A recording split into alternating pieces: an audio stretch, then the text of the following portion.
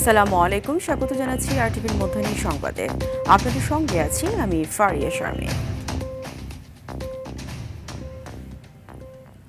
এমনভাবে চিকিৎসা ব্যবস্থা গড়ে তোলা হবে যাতে কাউকে চিকিৎসা নিতে দেশের বাইরে যেতে না হয়, এমনটা জানিয়ে প্রধানমন্ত্রী তারেক রহমান বলেন এই জন্য সংশ্লিষ্ট সকলের সহযোগিতা প্রয়োজন। তিনি বলেন সরকার সুস্বাস্থ্যের বাংলাদেশ গড়ে তুলতে কাজ করে যাচ্ছে। শিশুদের স্বাস্থ্যসেবাতেও বিশেষ গুরুত্ব দিচ্ছে সরকার।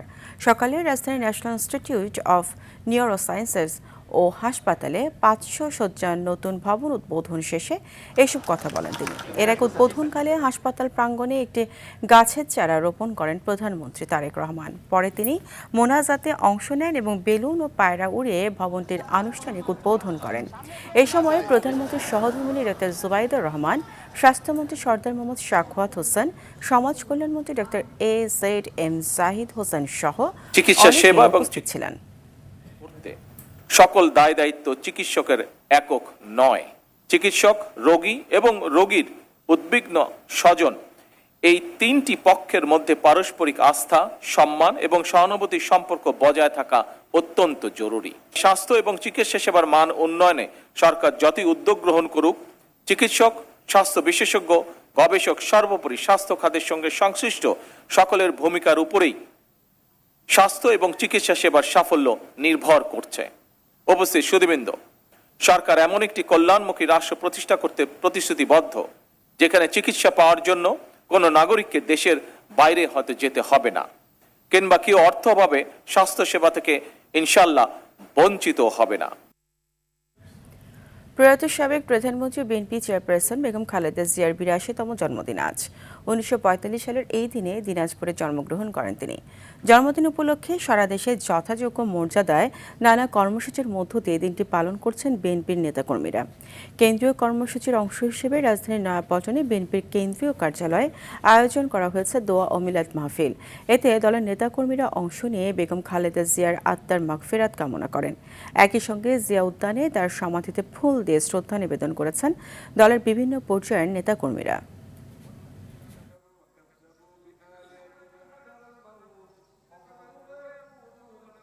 একটা যে গণতান্ত্রিক দেশ, গণতান্ত্রিক দল এবং যে দীর্ঘ সংগ্রাম লড়াই করে বিএনপি যে একটা সত্যিকারের একটা রাজনৈতিক দলে পরিণত হয়েছে, তার মূল কারিগর কিন্তু এই দেশের নেত্রী বেগম খালেদা জিয়া। মিলাদ মাহফিল শুরুর কথা বলেছি, ইতিমধ্যে সকাল থেকে জাতীয়তাবাদী ওলামা দল তারা কোরআন তেলাওয়াত করেছেন, তারা আরো অনেক দোয়া দরুদ এখানে করেছেন দেশনেত্রীর আত্মার মাগফিরাত কামনায়। এ বিষয়ে আরো জানাতে রাজধানীর জিয়া উদ্যান থেকে যুক্ত হচ্ছেন অঙ্কন চৌধুরী। অঙ্কন, জিয়া উদ্যানে কি কি কর্মসূচি চলছে সে বিষয়ে বিস্তারিত জানাবেন।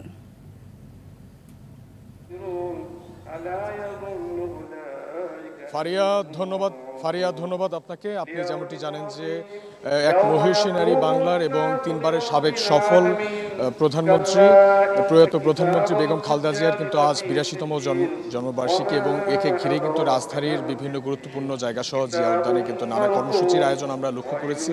আমি এই মুহূর্তে আছি রাজধানীর জিয়া উদ্যানে। এখানে কিন্তু ঠিক সকাল থেকেই নেতাকর্মীদের যে ভিড় সেটি আমরা লক্ষ্য করেছি এবং নেতাকর্মীদের যে স্বতঃস্ফূর্ত উপস্থিতি সেটা আমরা দেখেছি এবং এখানে আসা নেতাকর্মীদের সঙ্গে আমরা কথা বলেছি। তারা বলছে যে বেগম জিয়ার জন্মদিন উপলক্ষে তার জন্য দোয়া এবং মোনাজাতে অংশ নিতে কিন্তু মূলত তারা এখানে এসেছে। একই সঙ্গে রাজনৈতিক জীবন এবং দেশের জন্য তার যে ভূমিকা এবং বিএনপির সঙ্গে তার যে দীর্ঘ পথ চলা তাও কিন্তু গভীরভাবে মন থেকে তারা স্মরণ করছে। সকাল থেকে বিভিন্ন শ্রেণী পেশার মানুষ এখানে আসছে, কেউ কেউ দলীয় নেতাকর্মীদের সঙ্গে নিয়ে এসেছে, আবার কেউ কিন্তু ব্যক্তিগতভাবে এসেছে দোয়া মোনাজাতে অংশ নেওয়ার জন্য। যেমনটা আপনারা দেখছেন যে এখানে কিন্তু দোয়া মোনাজাতেরও আয়োজন করা হয়েছে। মূলত বাংলাদেশ জাতীয়তাবাদী ওলামা দল থেকেই কিন্তু এই মোনাজাতের অংশ আয়োজন করা হয়েছে এবং জিয়া উদ্যানে আসা নেতাকর্মীদের সঙ্গে আমরা কথা বলে আরও জানতে পেরেছি যে তাদের অনেকেই দীর্ঘদিন ধরে বেগম খালেদা জিয়ার যে রাজনৈতিক কর্মকাণ্ডের সঙ্গে নিজেদের সম্পৃক্ত মনে করেন, আর তাই কিন্তু তার জন্মদিন তাদের কাছে একটি জন্মদিনের আনুষ্ঠানিকতা নয়, বরং তাদের রাজনৈতিক জীবনের সঙ্গে জড়িয়ে থাকা একটি গুরুত্বপূর্ণ দিন। এদিকে রাজধানীর বাইরেও কিন্তু দেশের বিভিন্ন জেলা উপজেলা পর্যায়ে কিন্তু বেগম জিয়ার যে জন্মদিন উপলক্ষে দলীয় নেতাকর্মীদের বিভিন্ন কর্মসূচি পালনের খবর কিন্তু আমরা পেয়েছি। কোথাও কোথাও কিন্তু দোয়া মোনাজাত, আলোচনা, আবার কোথাও কোথাও কিন্তু স্থানীয় পর্যায়ে নেতাকর্মীদের উপস্থিতি আমরা দেখেছি। রাজধানীর জিয়া উদ্যানে এখন নেতাকর্মীদের আসা যাওয়া অব্যাহত রয়েছে। এখন পর্যন্ত মানুষের সংখ্যা বা মানুষের উপস্থিতি কিছুটা কম থাকলেও আমরা যেটা দেখছি যে বেলা বাড়ার সঙ্গে সঙ্গে কিন্তু এখানকার যে নেতাকর্মীদের উপস্থিতি সেটি কিন্তু আস্তে আস্তে বাড়ছে। আমি এখানকার একজন নেতার সাথে, দলীয় নেতার সাথে কথা বলবো, তিনি কেন এসেছেন, আপনি কেন এসেছেন আজকে? আজকে আমাদের দেশনেত্রী, সাবেক 3 বারের সফল প্রধানমন্ত্রী, মহিয়সী নারী বেগম খালেদা জিয়ার 82তম জন্মদিন। আমাদের হৃদয়ের অনুভূতির জায়গা, তাই আজকে আমরা এখানে এসেছি।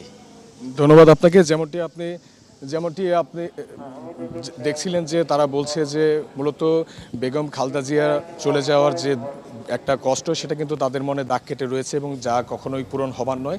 তবে তাদের প্রত্যাশা বেগম খালেদা জিয়ার যে দেখানো পথ, সেই পথে এগিয়ে কিন্তু তারা বাংলাদেশকে একটি উন্নত রাষ্ট্রে পরিণত করতে চায় এবং বাংলাদেশকে এগিয়ে নিয়ে যেতে চায়। তো এই ছিল এখন পর্যন্ত জিয়া উদ্যান থেকে আমার কাছে সর্বশেষ তথ্য। আপনাকে ধন্যবাদ। এ বিষয়ে আলোচনাতে নয়াপল্টন থেকে যুক্ত হচ্ছেন মাহমুদ সায়েম। সায়েম, নয়াপল্টনে বেগম জিয়ার জন্মদিন উপলক্ষে কি কি আয়োজন করা হয়েছে জানাবেন।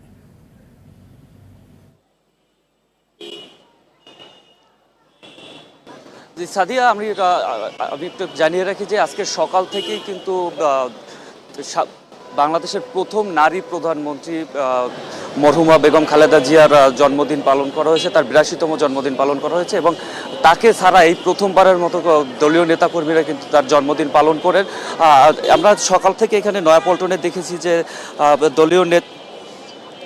দলীয় নেতাকর্মীরা এখানে শুরুতেই কিন্তু তারা কোরআন খতম করেছেন, পরবর্তীতে তারা দোয়া ও মিলাদ মাহফিল করেন এবং এর মাঝে কিন্তু দলের যারা শীর্ষ নেতৃবৃন্দ যারা রয়েছেন, বিশেষ করে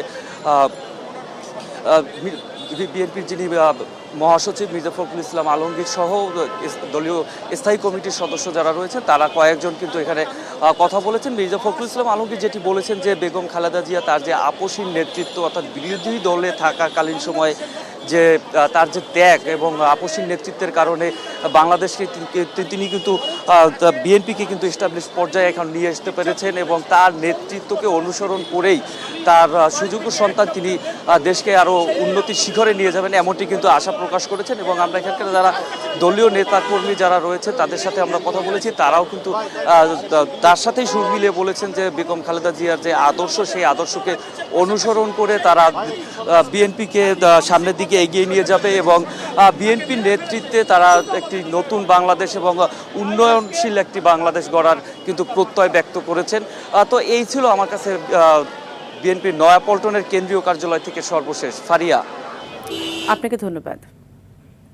রাজধানী সহ দেশের বিভিন্ন স্থানে আরও তীব্র হয়েছে গ্যাস সংকট। গ্যাস সংকটের কারণে কলকারখানা সহ বিভিন্ন প্রতিষ্ঠানের উৎপাদন বন্ধ রয়েছে। বাসাবাড়িতে কমে গেছে গ্যাসের চাপ। গ্যাস না থাকায় অনেক এলাকায় জ্বলছে না চুলা। সিএনজি ফিলিং স্টেশনগুলোতেও একই চিত্র। গ্যাসের জন্য ঘন্টার পর ঘন্টা অপেক্ষা করতে হচ্ছে পরিবহন শ্রমিকদের। এতে রান্না থেকে শুরু করে যাতায়াত সব ক্ষেত্রেই বেড়েছে ভোগান্তি। গ্যাসের সংকটে ক্ষোভে ফুঁসছেন চালক ও সাধারণ মানুষ। গ্যাস সংকটের দ্রুত সমাধান চান ভুক্তভোগীরা।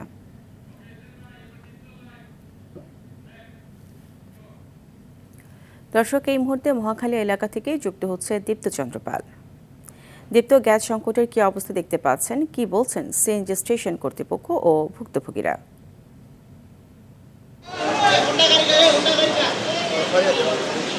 প্রায় 1 মাস ধরে কিন্তু যে গ্যাসের যে সংকট সেটা কিন্তু প্রখর হচ্ছে এবং গতকালকে কিন্তু এক্সিলারেট ত্রুটির কারণে বন্ধ হয়ে গিয়েছিল এবং একটু বলে রাখি যে গতকালকে বঙ্গোপসাগরে এলএনজির একটি জাহাজ ঢোকার ফলে কিন্তু সামিট কিন্তু পুরোপুরি চালু হয়েছে, এমনটি কিন্তু আমরা জানতে পেরেছি এবং যে এক্সিলারেট সেটি কিন্তু আংশিক রূপে চালু হয়েছে এমন তথ্যই কিন্তু দিচ্ছে পেট্রোবাংলা। এবং আমরা যদি বলি সামিট থেকে 46 কোটি ঘনফুট এলএনজি এবং এক্সিলারেট থেকে 30 কোটি ঘনফুট এলএনজি কিন্তু সরবরাহ করা হচ্ছে। তবে আমি যদি রাজধানীর বাস্তব চিত্রটি একটু বলি যে এই যে এলএনজি যে গ্যাসটি রয়েছে সেটি কিন্তু এখন পর্যন্ত সব পাম্পে ঠিকমতো সরবরাহ করা হয়নি এবং সব পাম্প এখন পর্যন্ত পায়নি। আমরা যে কয়েকটি পাম্প ঘুরে দেখেছি, অনেক পাম্পে কিন্তু গ্যাস নেই, যে সাইনবোর্ডটি সেটি কিন্তু লাগিয়ে রেখেছে এবং কয়েকটি পাম্প কিন্তু সকাল থেকে গ্যাস সরবরাহ বন্ধ রাখার পরে 10টার পরে কিন্তু কিছুটা চালু করেছে এবং আমি এখন যেই পাম্পে রয়েছি সেখানে কিন্তু আমরা রয়েছে।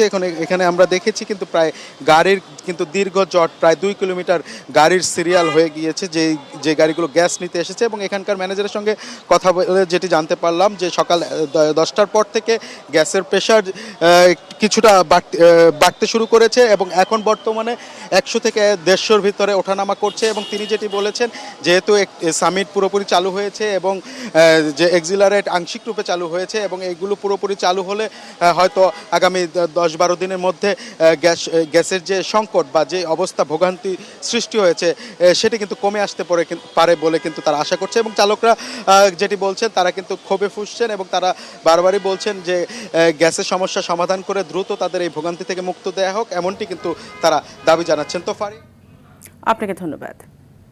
দর্শক, গ্যাস সংকটের বিষয়ে আরও জানাতে সাভার থেকে সরাসরি যুক্ত হচ্ছেন সহকর্মী জিয়াউর রহমান।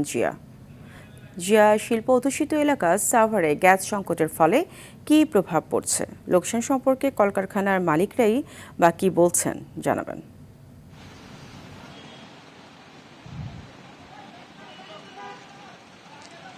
ফারি, আমি এই মুহূর্তে আছি একটি সিএনজি স্টেশন পাম্পে। আপনাকে যদি বলি যে এখানে সকালবেলা সিএনজি কর্তৃপক্ষ যেটি জানালেন, সকালবেলা তারা প্রেশার 6-7 পেলেও এখন তারা প্রেশার পাচ্ছেন 3 নেমে এসেছে। তারা যেটি বলছেন যে আসলে যেহেতু আমরা প্রেশার পাচ্ছি না, সে কারণে এই পরিবহন যে গাড়িগুলো আসছে সেগুলোকে আমরা ঠিক মতো গ্যাস দিতে পারছি না। এবং আপনি যদি একটু দেখেন যে পুরো সিএনজি স্টেশন ঘিরে রেখেছে এবং পাশাপাশি তারা রাস্তায়ও এই যে গাড়ির দীর্ঘ সারি, তারা অনেকটা এই সব গাড়ির জন্য যানজটের তৈরি হয়েছে। তো তারা পরিবহন যে চালকরা তারা যেটি বলছেন যে তারা যে পাম্পে আসছেন প্রতিদিনই তাদেরকে 3-4 বার পাম্পে আসতে হচ্ছে। তারা প্রয়োজনীয় গ্যাস তাদের গাড়িতে না আসায় তারা আসলে এই সংকট তাদের মধ্যে আসলে ভোগান্তি তৈরি করেছে। তারা যেটি প্রত্যাশা করছেন অতি দ্রুত সরকার এই সমস্যাটি সমাধান করবেন। তো আমরা যদি বলি যে সিএনজি স্টেশনগুলো ঠিকমতো গ্যাস সরবরাহ করতে না পারায় পরিবহন যে চালকগুলো তারা ভোগান্তি রয়েছেন। পাশাপাশি যদি বলি যে সাভারের যে শিল্প অঞ্চল সাভার আশুলিয়া, এখানে প্রায় প্রত্যেকটি কারখানারই একই সমস্যা। তারা যেটি বলছেন যে তারা গ্যাস ঠিকমতো না পাওয়ায় তারা ঠিকমতো উৎপাদন তাদের কার্যক্রম চালিয়ে যেতে পারছে না। বিকল্প হিসাবে তারা জেনারেটর, ডিজেল এবং ফার্নেশনের মাধ্যমে চালালো, সেক্ষেত্রে তাদের যে উৎপাদন খরচ অনেক বেড়ে যাচ্ছে এবং বেড়ে যাওয়ার কারণে তাদেরকে আসলে এইটার জন্য লোকসানের দিকে যাচ্ছে বলে তারা জানিয়েছেন। পাশাপাশি সাভারের আবাসিক যে বাসা বাড়িগুলো আছে সেগুলো তো একই সমস্যা দেখেছে। সব মিলিয়ে আমরা বলতে পারি সাভারের আবাসিক বাসা বাড়ি, গার্মেন্টস শিল্প প্রতিষ্ঠান এবং সিএনজি স্টেশনগুলো সব মিলিয়ে একটি সংকটময় অবস্থা রয়েছে। আপনাকে ধন্যবাদ। একাধিকবার তাগিদ দেওয়ার পরও পেশাগত নিরাপত্তা নিশ্চিত না করার অভিযোগে গত 15 জুলাই সীতাকুণ্ডের ফেরদৌস কর্পোরেশন লিমিটেডের বিরুদ্ধে শ্রম আদালতে মামলা করেছিল কলকারখানা ও প্রতিষ্ঠান পরিদর্শন অধিদপ্তর DIFE। এরপরও নিরাপত্তা ব্যবস্থা নিশ্চিত না করে শিপইয়ার্ডের কাজ চালানোর এক পর্যায়ে গতকাল বিষাক্ত গ্যাস ছড়িয়ে 9 জন শ্রমিকের মৃত্যু হয়েছে। একাধিক শ্রমিক অভিযোগ করেন কারখানাটিতে কোনো ধরনের নিরাপত্তা সরঞ্জাম ছিল না, রোগী আনা নেওয়ার জন্য কোনো অ্যাম্বুলেন্সও ছিল না, এমনকি জাহাজ কাটার অনুমতি ছিল কিনা জানে না পরিবেশ অধিদপ্তর। দুর্ঘটনার কারণ অনুসন্ধানে BSB এর পক্ষ থেকে 5 সদস্যের তদন্ত কমিটি গঠন করা হয়েছে। শুক্রবার সীতাকুণ্ডের ভাটিয়ারিতে জাহাজ ভাঙা কারখানায় বিষাক্ত গ্যাসে আক্রান্ত হয়ে শ্রমিক হতাহতের ঘটনা ঘটে।